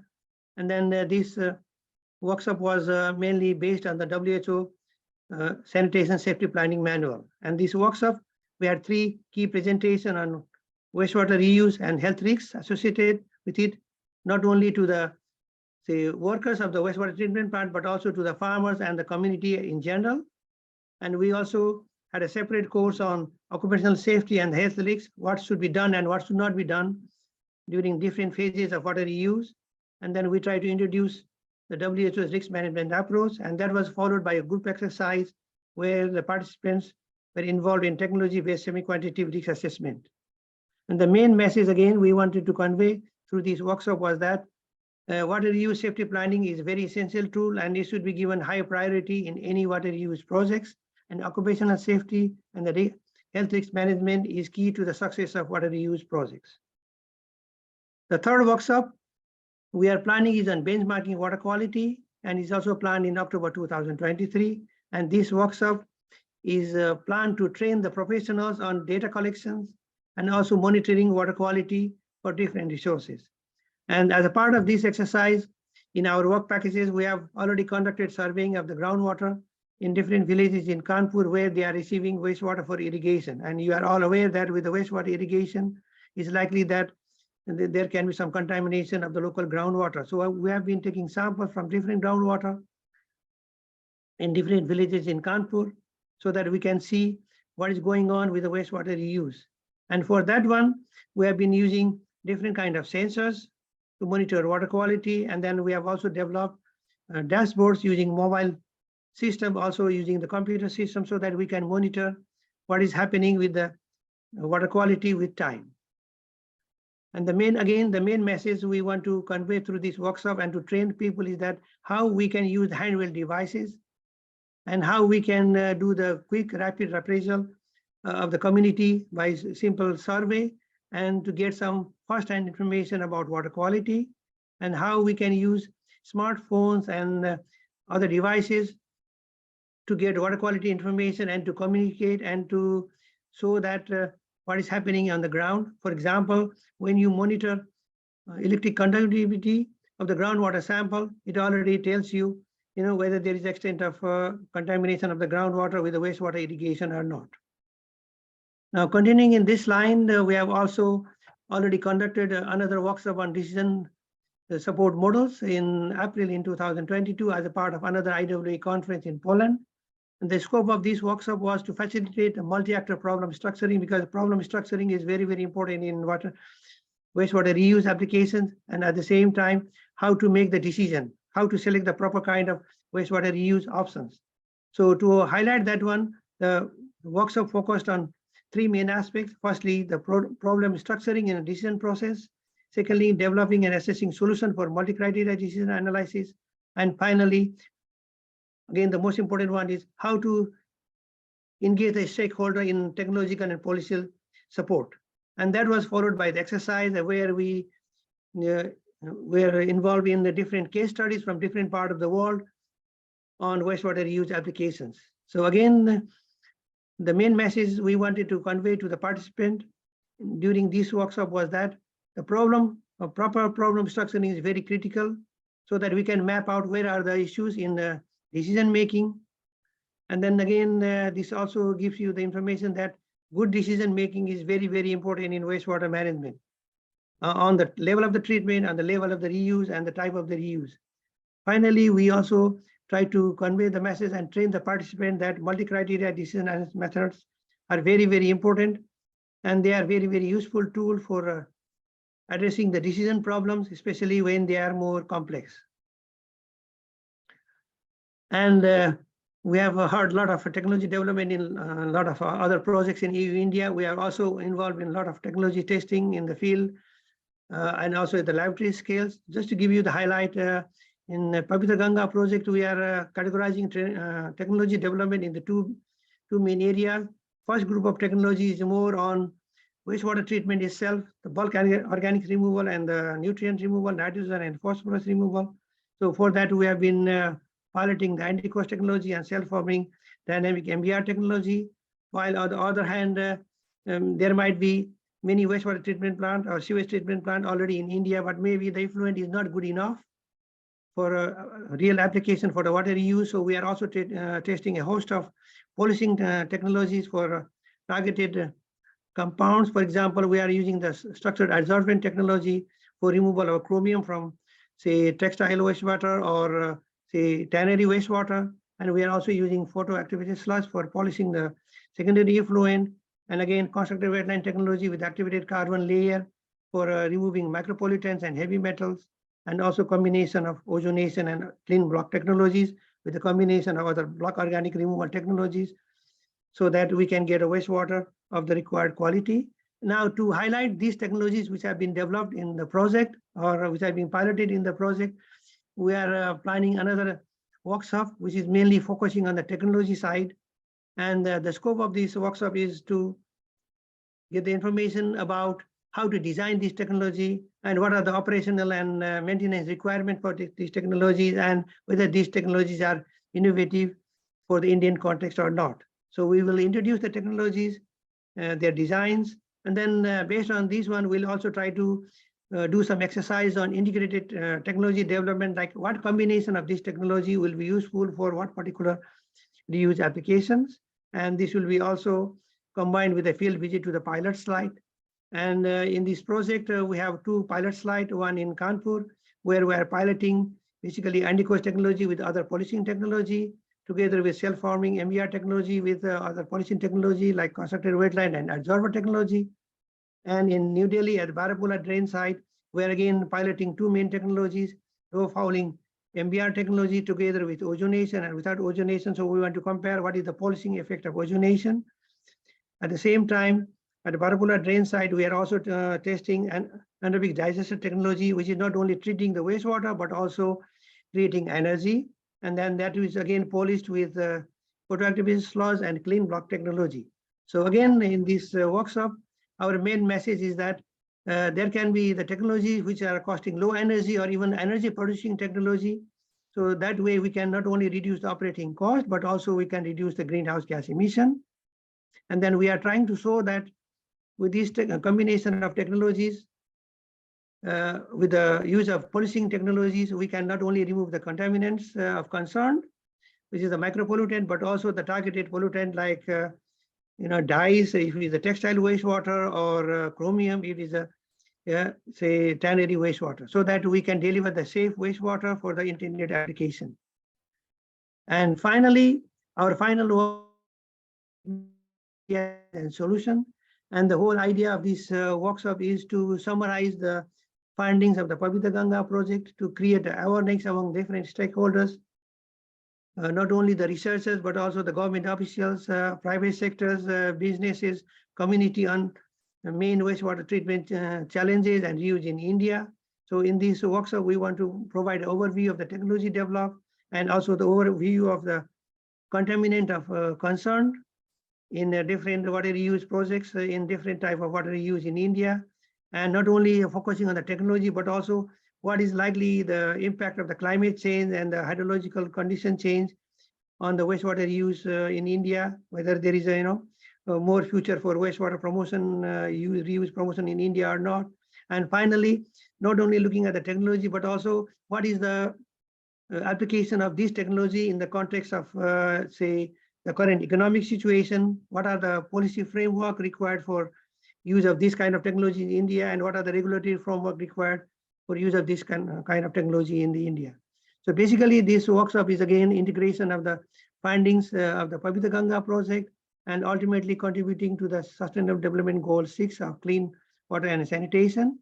And one of our proposal is that the final workshop be combined with the joint final workshop of EU-India, other EU-India project in January, so that we can bring not only the results of Pavitra Ganga project, but also results of all the EU-India projects together, so that we can come up with a good idea about the promotion of wastewater treatment and use in India. And this is about the workshop. And finally, just to tell you that we are not only doing the workshop, but the whole idea of doing the workshop is to again prepare the course material, open online course material based on each of these workshops and also on the project deliverables. And this open online course material will be available at Pavitra Ganga website. And whoever wants to use this material for their self-learning and for their lifelong learning, they can use this material. And when they access any of these 6 course materials, and then they will get information about what is this course material about, what is the content of this course. And then after they have registered for these courses, then you can use the material of the courses. We are already finalized, say, 2 course materials, and one of them is already in the final form. And when you go and access these websites, you will see there are video material, there are PowerPoint slides, also case studies, and also additional reading material and the reference material, so that people can, even after the project, people can continue learning about wastewater reuse and wastewater treatment process. Finally, yeah, there are more to learn from Pavitra Ganga deliverables. So if you are interested, please visit our project website and our Facebook page, where you can get a lot of information about our deliverables and our open course material and workshops. Thank you for your attention.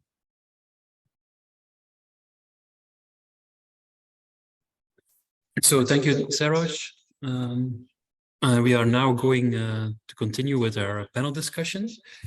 First of all, I would like to invite all project representatives to have their camera on and their microphone on.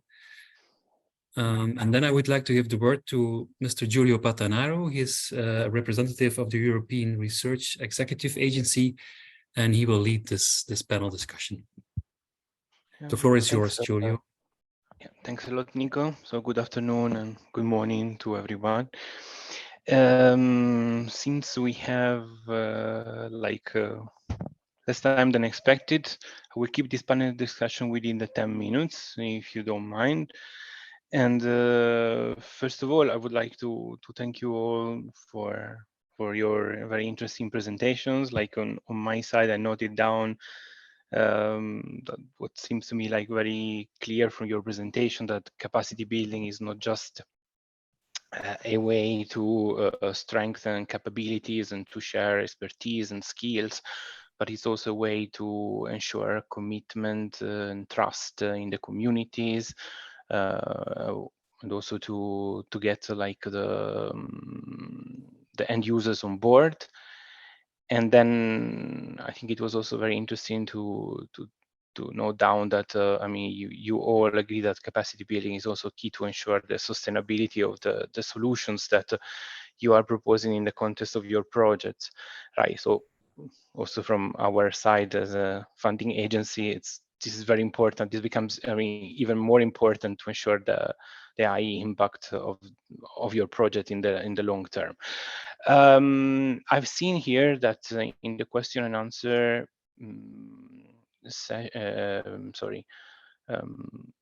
blog, let's say, of the in Zoom, we have a couple of questions that are more like project specific. So I would invite a representative for Pavitra Ganga and India H2O to reply to these 2 questions immediately. But we have another question from one of the attendees about the involvement of governmental departments from India. I think it's the Public Health and Engineering Department and the Central Groundwater Board that are mentioned as examples. So the question is, to what extent these departments are involved in the capacity building programs that you as projects that you have been implemented so far. So to make the most of to optimize the time available, I would say I have a personal, curiosity myself, which is about knowing what is, in your experience so far as a project representatives, the biggest challenge you have been facing in organizing capacity building activities. So I would propose that each of you, I will give 1 minute to each coordinator to reply to both to my curiosity on the biggest challenge and also to mention to what extent government departments are involved in capacity building activities. Some of you have already some information on that in their slides. So if you don't mind, I will proceed in alphabetical order. So we'll start with India H2O and Anurag and Philip, if you want to quickly provide your inputs. Pass the word to Anurag on this because I think he's been more active on the ground in organizing these events. So it's better that Anurag should answer. Yeah, sure, Philip. Yeah, thanks, Julio. COVID has been a general thing, and this applies for everyone. But after effects of this being that sanctions are getting delayed actually, and travel becomes difficult in absence of funds, and we cannot connect the community the way we should have connected. Technically, we are doing good. I mean, technically, with what thought we started with, we are finding all good results. What we have proposed, what we would, and what we have targeted, we are all getting good results. Though few here and there, slight challenges are there still, but things are going good, and we are very highly motivated, highly encouraged. And otherwise, time is another restriction, Julio, if I speak honestly, because at EU side, funding get released 6 months earlier than Indian partners. So with they received in January, we start from the first grant in June. So 6 month gap was there and 2 years for COVID. So this is a matter of 2.5 years, and we cannot just let it go like that. So this has its implications actually. But I hope that's the that only with challenge. extra time, extra time you're being granted now, that you will have the time to catch up a little bit. That's true. I hope a little bit. We are for the trying our government, level best.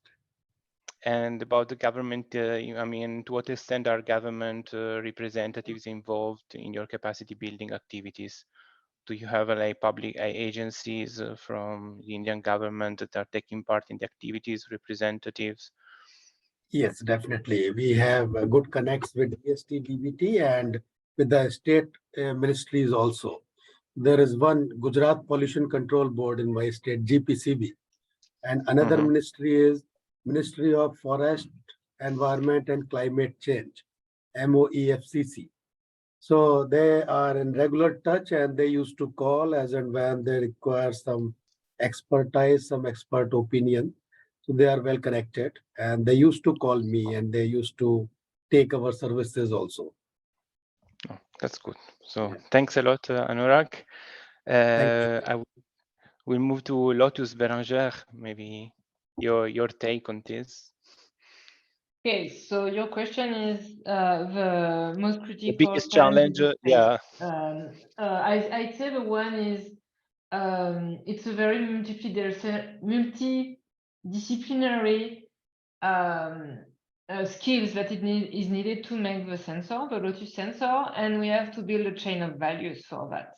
So we've had and we're still having to train each part of a chain of values for extremely technical content, and we have to do it remotely. And this is extremely challenging, and hours of discussion and exchanging documents. And to be honest, there's been a lot of mistakes. Things aren't working also, but it's very challenging. These exchanges of extremely technical information. So it's not just training someone to do something, it's developing a solution, really creative content. Complicated, but progressing and moving forward. And what about the involvement? I mean, to reply to the question from the audience, government departments are involved in capacity building activities. Actually, I shouldn't say we, Sentir, the Indian lead, is working a lot with government in Guwahati area to be able to deploy the sensor in drink water network in Guwahati. So basically, because the deployment will involve authorities, they have to be familiarized with the solution and be ready to deploy it when it goes to final stage. Okay, thanks a lot, Bérangère. Sorry if I have to cut all of you. That's very, I mean, but we need to be super fast. So we go to the project starting with the P that there are quite a lot. And the first one is Pani Water. Fabio, maybe. Yes, so the biggest challenge, right? Well, there's a twofold. First of all, is the time frame.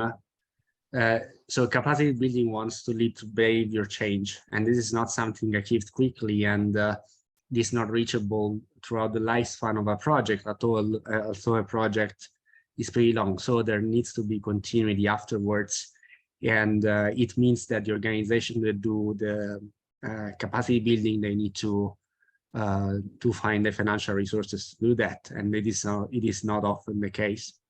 And the second challenge is more directed to the activities. When we do capacity building, we create expectation because we are doing it in the framework of a project that is supposed to bring solution, but the capacity building goes in parallel with the technical development, and the technical development doesn't always have a transferable outcome. So it's difficult to do capacity building without creating an expectation,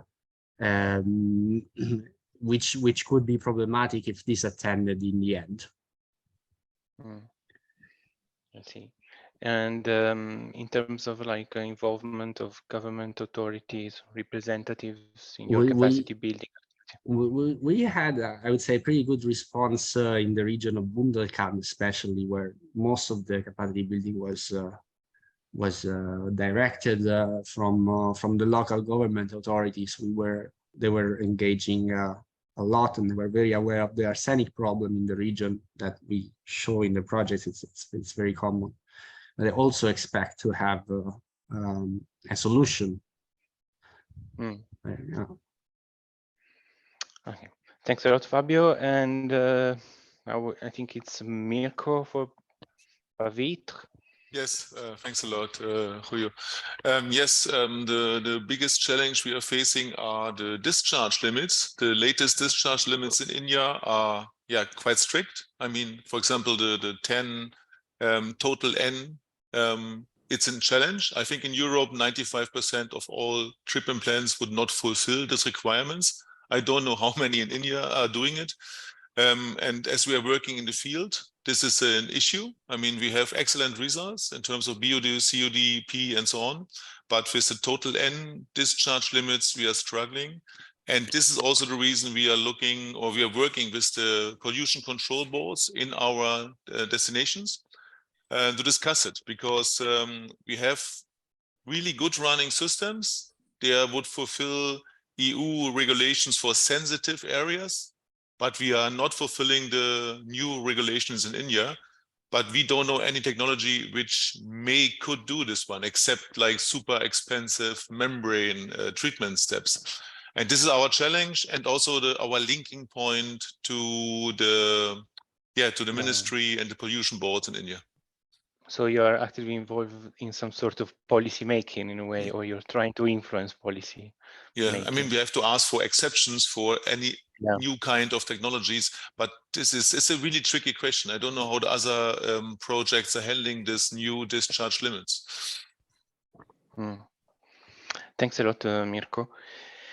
And now I think it's Pavitra Ganga don't know, it's Saro or Paul that wants to take the floor.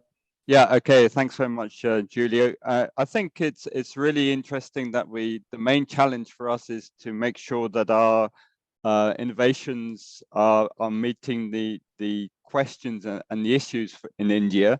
So what we did right at the beginning of the project, we've put a lot of effort into co-creation workshops and meeting up with officials at different levels, at federal and state level, and also with the agencies.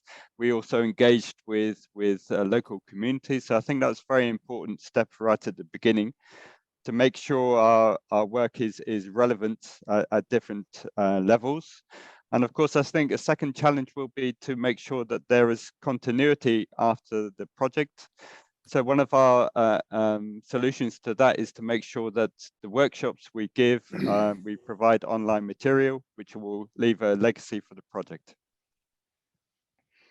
And yeah, and in terms of the involvement of local authorities, governmental authorities.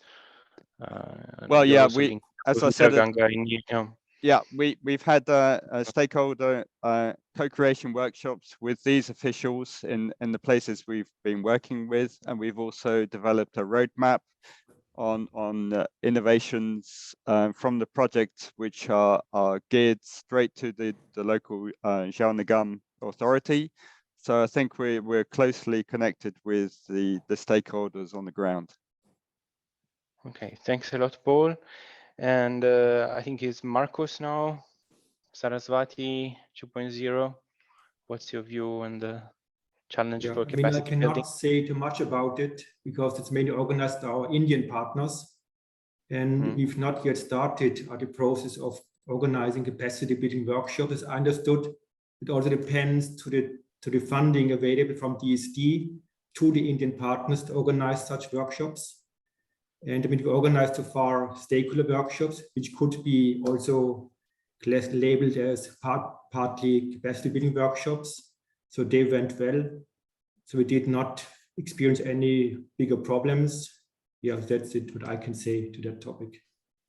And for the involvement, yes, on local authorities, I mean, this is of course something that you will see once activities are launched, I guess. Yeah, really in Mumbai, we had very good involvement of the Mumbai municipality and their technical departments. Yeah, so. Thanks a lot, Marcus. And yeah, let's finish with Spring. I think it's Tomasz, no? Yes, I'm Tomasz Kovacs. So nice to meet you.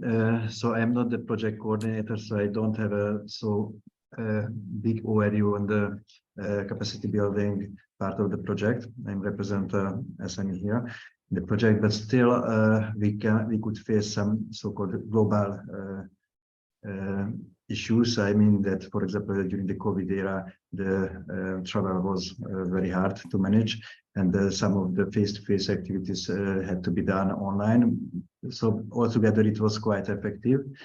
And still, we faced some technical issues which were connected. So such kind of capacity building, which was connected to the research. So I mean that, for example, sending samples from India to Hungary or to the other European Union countries was very hard. But just partly because of the COVID. But the other part is that because the Indian governmental bodies, so they could manage their task quite slowly. So, and in the case of, for example, metagenomic research, it's a must to get the samples within 1 week, and it was nearly impossible. So that was our major challenges.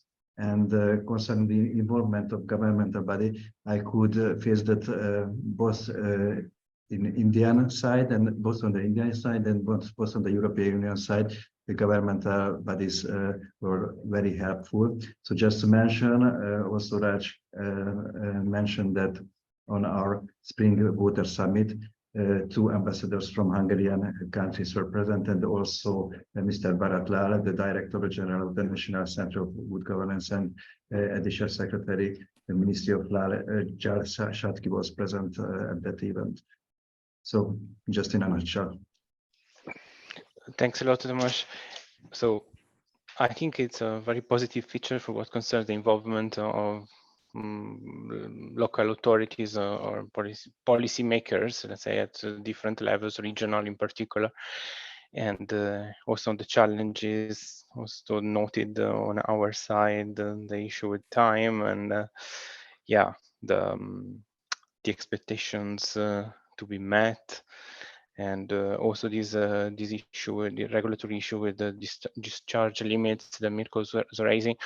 And maybe you can also have a chat among you afterwards if you are facing, if this is a constraint also for your project. So I think we need to close here the panel discussion. I will give the floor back to Nico or straight to Paul. Thank you. Thank you, Giulio.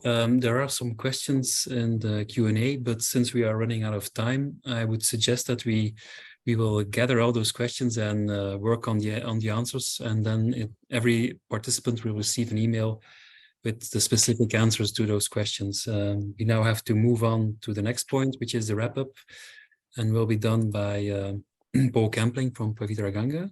I will share my screen.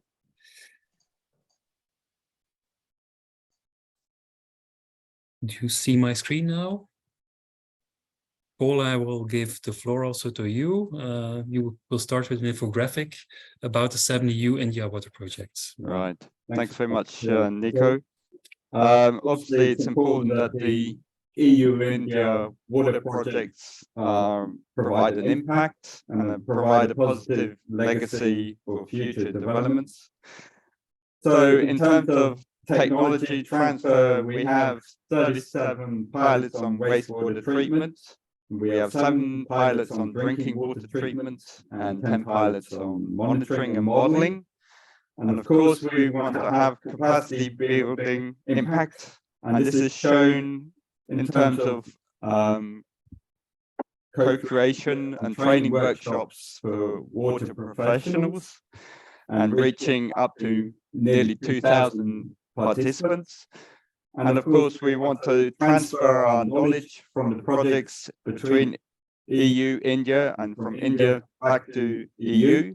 And so we have up to 44 bachelor and master theses and 50 PhD students involved in all the EU-India water projects.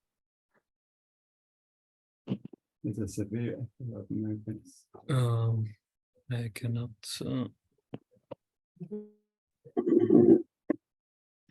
Okay, yeah, the echo is gone. Right. And then I just want to wrap up a few of the highlights. It's not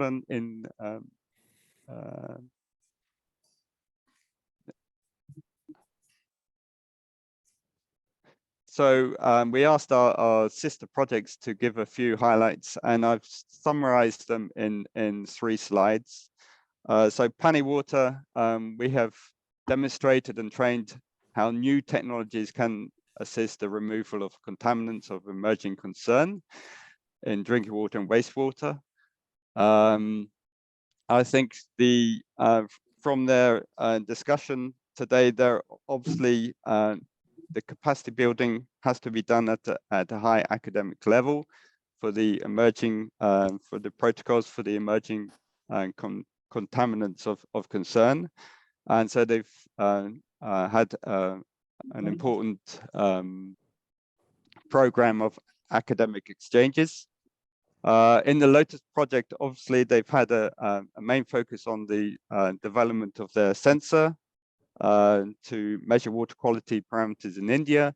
And they've obviously, the capacity building has been very important at the heart of this transition from their approach on the sensor development.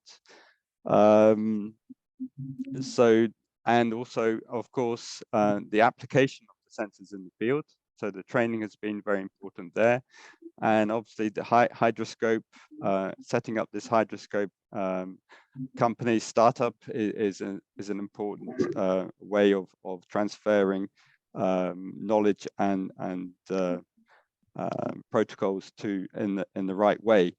In H20, India H2O, they're obviously very proud of their Center of Excellence in Wastewater Treatment and Management.